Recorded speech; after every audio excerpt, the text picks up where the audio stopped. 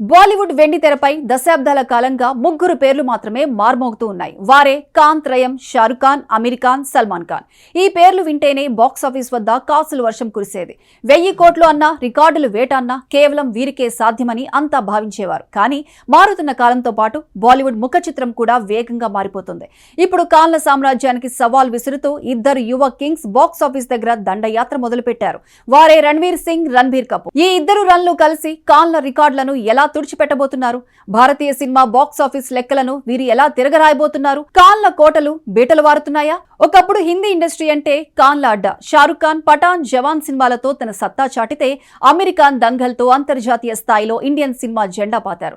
Salman Khan mass వసూళ్లతో ఇండస్ట్రీని ఏలారు. కానీ గత 2 ఏళ్లుగా ట్రెండ్ పూర్తిగా మారిపోయింది. ప్రేక్షకులు కేవలం స్టార్డమ్ ను మాత్రమే కాదు, భారీ మేకింగ్, వినూత్నమైన కథలను కోరుకుంటున్నారు.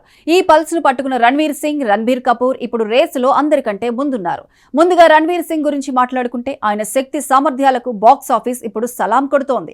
గతంలో షారుఖ్ ఖాన్ పేరిట ఉన్న భారీ వసూళ్ల రికార్డును రణ్వీర్ సింగ్ తన ధురంధర్ మొదటి భాగంతో బద్దలు కొట్టారు. ఆ సినిమా ఏకంగా 1350 కోట్లకు పైగా వసూళ్లు సాధించి ట్రేడ్ వర్గాలను విస్మయానికి గురిచేసింది. రణ్వీర్ లోని ఎనర్జీ, మేకింగ్ లో ఉన్న క్వాలిటీ ప్రేక్షకులను థియేటర్లకు రప్పించాయి. అక్కడితో ఆగకుండా ఇప్పుడు ధురంధర్ 2తో దుమ్ము దులిపేశాడు. ది రివెంజ్ తో రణ్వీర్ మరో అడుగు ముందుకు వేశారు. ఈ సినిమా ఇప్పటికే 1500 కోట్ల మార్క్ ను దాటేసి సరికొత్త చరిత్ర సృష్టించింది.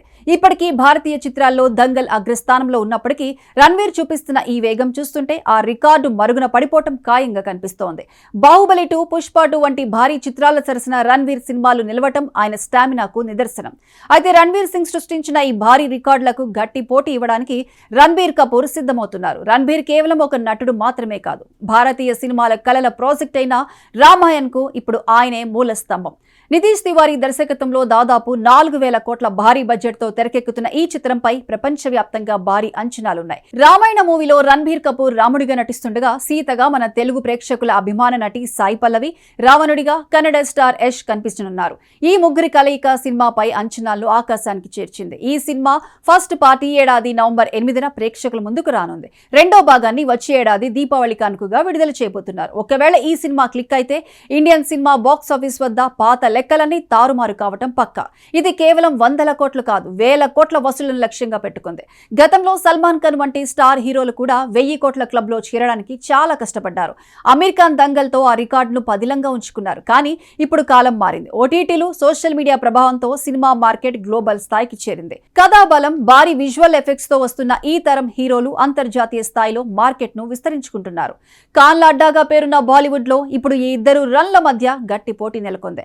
వీరిద్దరిలో ఎవరు నెంబర్ 1 స్థానాన్ని దక్కించుకుంటారు, ఎవరు దంగల్ రికార్డును చెరిపేస్తారు అనేది ఇప్పుడు బాలీవుడ్ లో హాట్ టాపిక్. ఒకరు మాస్ యాక్షన్ తో దూసుకుపోతుంటే మరొకరు పురాణ గాథలతో గ్లోబల్ బాక్స్ ఆఫీస్ పై కన్నేశారు. సినిమా అంటే కేవలం వినోదం మాత్రమే కాదు, అది ఒక భారీ వ్యాపారం కూడా.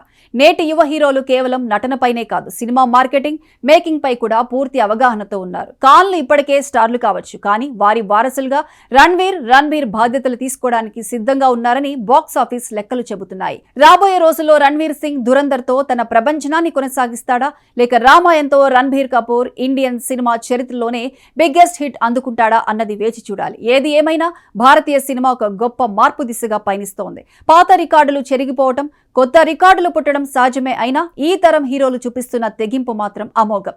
ఈ రన్ రంగంలో విజేత ఎవరో తెలియాలంటే మరికొద్ది రోజులు నిరీక్షించాల్సిందే.